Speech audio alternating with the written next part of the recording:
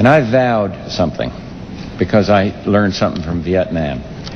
I am not going to commit U.S. forces until I know what the mission is, till the military tell me that it can be completed, until I know how they can come out. We are helping. American airplanes are helping today on humanitarian relief for Sarajevo.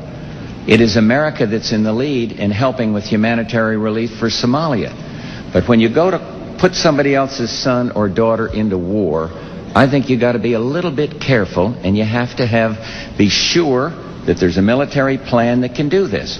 You have ancient ethnic rivalries that have cropped up as Yugoslavia is dissolved or getting dissolved, and it isn't going to be solved by sending in the 82nd Airborne.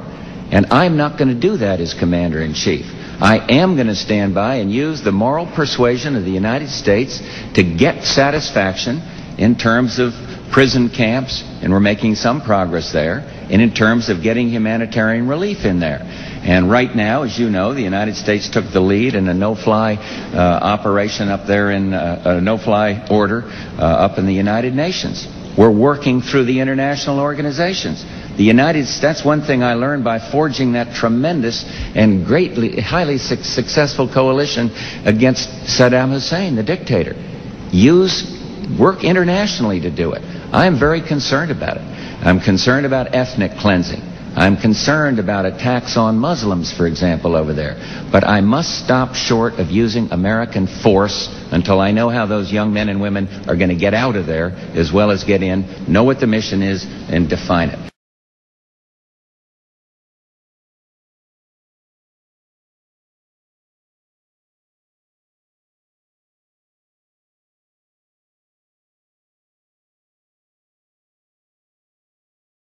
On the question of going to Baghdad, if you remember the Vietnam War, we had no international legitimacy for what we did. As a result, we, first of all, lost the battle in world public opinion. Eventually, we lost the battle at home. In the Gulf War, we had great international legitimacy in the form of 8 United Nations resolutions, every one of which said, kick Iraq out of Kuwait. Did not say one word about going into Iraq, taking Baghdad, conquering the whole country, and hanging Saddam Hussein. That's point number one. Point number two, had we gone on to Baghdad, I don't believe the French would have gone, and I'm quite sure that the Arab coalition would not have gone. The coalition would have ruptured, and the only people that would have gone would have been the United Kingdom and the United States of America. And oh, by the way, I think we'd still be there. We'd be like a dinosaur in a tar pit. We could not have gotten out, and we'd still be the occupying power, and we'd be paying 100% of all the costs to administer all of Iraq. And that was the quagmire. Therein lay Vietnam as far as we were concerned, because we would still be there. And what's more, given the American way of doing things, we would have then had the responsibility for rebuilding all of the infrastructure. And we were just determined not to get sucked into that trap.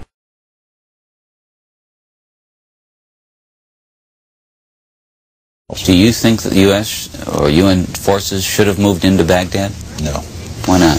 Because if we'd gone to Baghdad, we would have been all alone. There wouldn't have been anybody else with us. It would have been a U.S. occupation of Iraq. None of the Arab forces that were willing to fight with us in Kuwait were willing to invade Iraq. Once you got to Iraq and took it over and took down Saddam Hussein's government, then what are you going to put in its place? That's a very volatile part of the world, and if you take down the central government in Iraq, you can easily end up seeing pieces of Iraq fly off. Part of it the Syrians would like to have to the west. Part of eastern Iraq the Iranians would like to claim, fought over for 8 years. In the north, you've got the Kurds, and if the Kurds spin loose and join with the Kurds in Turkey, then you threaten the territorial integrity of Turkey. It's a quagmire if you go that far and try to take over Iraq. The other thing was casualties.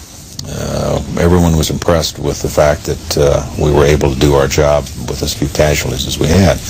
But for the 146 Americans killed in action and for their families, it wasn't a cheap war. And the question for the president, in terms of whether or not we went on to Baghdad and took additional casualties in an effort to get Saddam Hussein, was how many additional dead Americans is Saddam worth? And our judgment was not very many, and I think we got it right.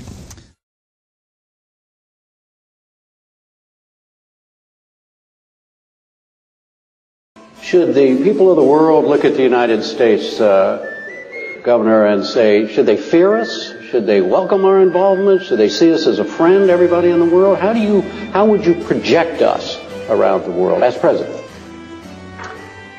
Yeah, I'm not so sure the role of the United States is to go around the world and say this is the way it's got to be. So I'm not exactly sure where the vice president's coming from, but I think one way for us to end up being viewed as the ugly American is for us to go around the world saying, we do it this way, so should you. I mean, I want to empower people. I want to help people help themselves, not have government tell people what to do. I just don't think it's the role of the United States to walk into a country and say, we do it this way, so should you.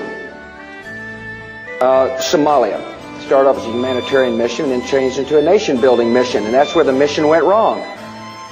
The mission was changed, and as a result, our nation paid a price. And so I don't think our troops ought to be used for what's called nation-building. You mentioned Haiti. I wouldn't have sent troops to Haiti. I didn't think it was a mission worthwhile. It was a nation-building mission, and it was not very successful. It cost us billions, a couple of billions of dollars, and I think what we need to do is convince people who live in the lands they live in to build the nations. Maybe I'm missing something here. I mean, we're going to have kind of a nation-building corps from America? Absolutely not. If we're an arrogant nation, they'll resent us. If we're a humble nation but strong, they'll welcome us. And our nation stands alone right now in the world in terms of power, and that's why we've got to be humble.